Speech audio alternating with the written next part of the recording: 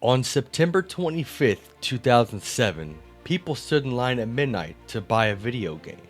Not hundreds of people, hundreds of thousands of people. Around the block, in the rain, in cities all over the world, waiting for a green box. That night, gaming stopped being a hobby and started being something else. Something that the rest of the world had to pay attention to. This is Halo 3. On its first day of sale, Halo 3 made $170 million in 24 hours. $170 million in one day in 2007 dollars. More than Spider-Man 3 made in its entire opening weekend. More than any film in history had made in a single day from a video game. But the money is almost the least interesting part of the story. What happened on September 25th, 2007 was not just a sales record. It was a moment a generation of players got to say, "What we love matters. It matters at a scale the rest of the world cannot ignore." This documentary is about how Halo 3 got there and what it meant when it did.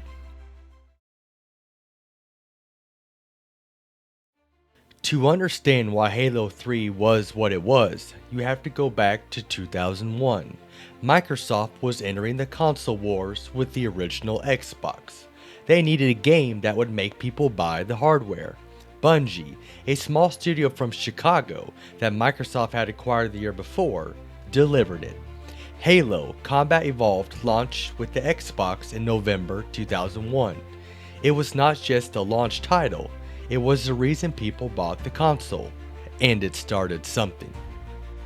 Halo 2 arrived in 2004 and did something nobody had fully managed before. It put console multiplayer online and made it work, really work. Matchmaking, party chat, friends list, a ranking system that kept you playing. For millions of kids, Halo 2 was the first time they've ever played against someone they didn't know. The first time they had trash talked somebody 3 states away. The first time a game felt genuinely alive because of the people inside of it. Halo 2 peaked at over 8 million unique players on Xbox Live.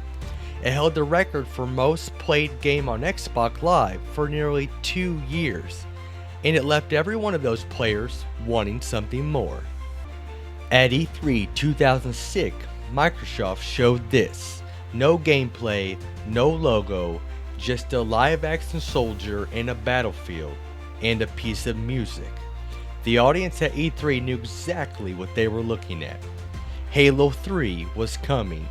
The reaction was unlike anything that had happened at a game announcement before, and for the next 15 months, the entire gaming world waited. Bungie had 3 years of community expectations sitting on their shoulders. 8 million players who had been building toward this moment on Xbox Live. And a promise embedded in 2 words on every piece of marketing material: finish the fight. Halo 3's campaign was the conclusion of a 6-year story. Master Chief, a super soldier in green armor who had been fighting an alien alliance called the Covenant, was making his final stand. But the reason people cared about the ending was not because of the alien war. It was Cortana. An artificial intelligence, Master Chief's partner across every game. She was trapped, deteriorating, and he had promised to come back for her. Halo 3 was the first time millions of players were invested in a shooter, not because of the guns or the set pieces, but because of a relationship that was genuinely new. Throughout the campaign, players found audio logs, Cortana's voice, fragmented, scared, a machine that was not supposed to be able to feel fear, clearly feeling it. These moments became the emotional spine of the campaign. Players were not rushing through to the ending. They were searching every level for the next fragment, the next piece of her voice. Bungie had figured out something that very few studios had managed before. If you make players care about the character enough, the gameplay becomes the emotion, not separate from it. Every encounter felt personal because what was at stake, and what was at stake was someone they had spent 6 years protecting. The ending of Halo 3 became one of the most discussed moments in gaming history, not because of the spectacle, because of what it cost. Master Chief drifting alone in space, separated, waiting. Cortana's final line, spoken over that image, became shorthand for an entire generation's relationship with the franchise. Players who had been 12 years old when they first picked up a Halo controller were now crying at the end of a shooter. That doesn't happen by accident. That is a result of 6 years of Bungie understanding something about storytelling that most studios still have not figured out. The story is never about the war, it is about who you fight it with. If the campaign was the story Bungie told, the multiplayer was the story 8 million players told each other. Halo 3 shipped with 25 multiplayer maps, a forged mode that let players build their own, theater mode that lets you capture every moment and share it with the world. The last feature changed everything. For the first time, players could capture, edit, and upload their own Halo films. Before YouTube what it was today, before clip culture was the thing, Bungie built the infrastructure for it inside the game, and what the community made with it was extraordinary. Theater mode meant that every great play had a record, every lucky grenade stick, every impossible snipe, every clutch flag return. Players were building libraries of their best moments, editing them into films, scoring them with music, uploading them. The concept of gaming highlight reel, something every major game has built in today. Halo 3 was doing it in 2007, before streaming, before Twitch, before YouTube gaming was a genre. Bungie gave players the tools to become filmmakers inside the video game, and the community proved immediately that they had things worth filming. Competitively, Halo 3 was a dominant title in Major League Gaming for 3 consecutive seasons. Players like Ogre 1, Ogre 2, Snipedown, and Roy became the first generation of professional Halo players that anyone outside the community actually knew by name. These were teenagers competing in arena for prize money in front of live audiences. A decade before Fortnite, a decade before the word esports was mainstream, Halo 3 did not just build a competitive scene, it built a blueprint for what competitive console gaming could look like. Every esports league that exists today has a line running back through history of those MGL Halo 3 tournaments. The sport started there.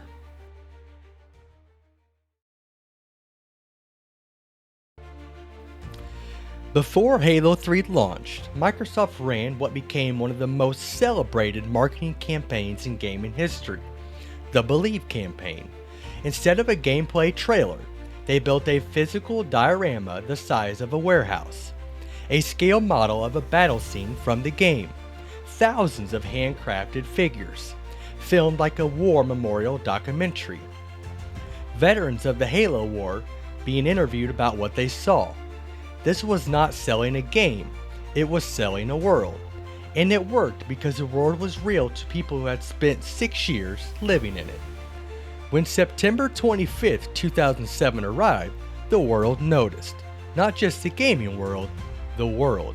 CNN covered it, BBC covered it, mainstream newspapers covered it. About people who had taken days off work, about parents who had pre-ordered copies months in advance. About a cultural event that had arrived in a medium most of the mainstream press had spent a decade ignoring. The first day of sales were reported the following morning, 170 million. In 24 hours.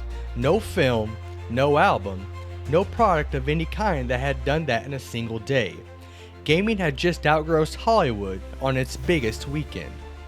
And for the first time, the people who had been playing games their whole lives felt the rest of the world sit up and pay attention. That feeling was new, and it mattered. By 2009, 1 billion games of Halo 3 had been played on Xbox Live, 1 billion matches, 1 billion stories. every one of them between two people who choose to spend their time inside this world. The 170 million tells you the scale of the launch. 1 billion games tells you the scale of the community. Those are not the same thing, and the community is a more important number.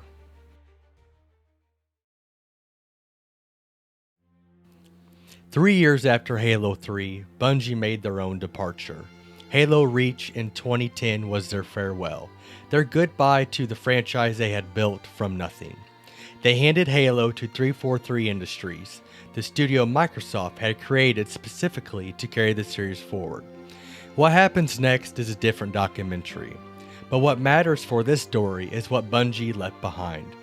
They left behind a game that had redefined what a video game launch could look like, a multiplayer system that became a template for online console gaming, a competitive scene that became the foundation for esports, and a story that for 2 decades later, people are still quoting from memory. The legacy of Halo 3 is not measured in sales figures. It is measured in what the industry became after it. The theater mode that Bungie built became the ancestor of every clip sharing system in every modern game. The matchmaking system that powered Halo 3 became the model for online multiplayer across the entire console market. The MLG circuit that Halo 3 dominated became the proof of a concept for a multi-billion-dollar esports industry. And Bungie, the studio that built it all, went on to create Destiny, a game that carried every lesson they had learned about what players want from a world they can live in. Halo 3 did not just change gaming in 2007, it is still changing it. In 2020, Halo 3 launched on PC as part of the Master Chief Collection, 13 years after its original release. It became one of the most played games on Steam in the week it launched. A generation of players who had grown up with Xbox found people who had never touched the game discovering it for the first time. And those new players asked the same questions everyone who's played Halo 3 eventually asked. Where has this been in my whole life?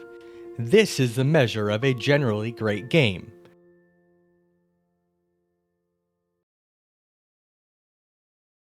Halo 3 did something in 2007 that most games never do. It became a shared memory of an entire generation. Ask anyone who was between 12 and 22 years old in 2007 where they were on September 25th. A significant percentage of them will tell you exactly. They were in line, or at a friend's house, or waiting for their parents to drive them to the store. They will tell you which map they played first, which game mode they had running until 3 a.m. They will tell you what they felt like to finish the campaign, and tell you what they said to the person sitting next to them when the credits rolled. That is what a generally great piece of work does. It becomes part of the timeline of your life, not just something you played, something you lived. 170 million, one day. 1 billion games played. The blueprint for online console gaming. The foundation for competitive esports. A story that for 2 decades later people are still moved by. Halo 3 was not the biggest game because of the marketing. It was the biggest game because it deserved to be. It earned every person who stood in that line. If you've never played it, the fight is still there. Finish it.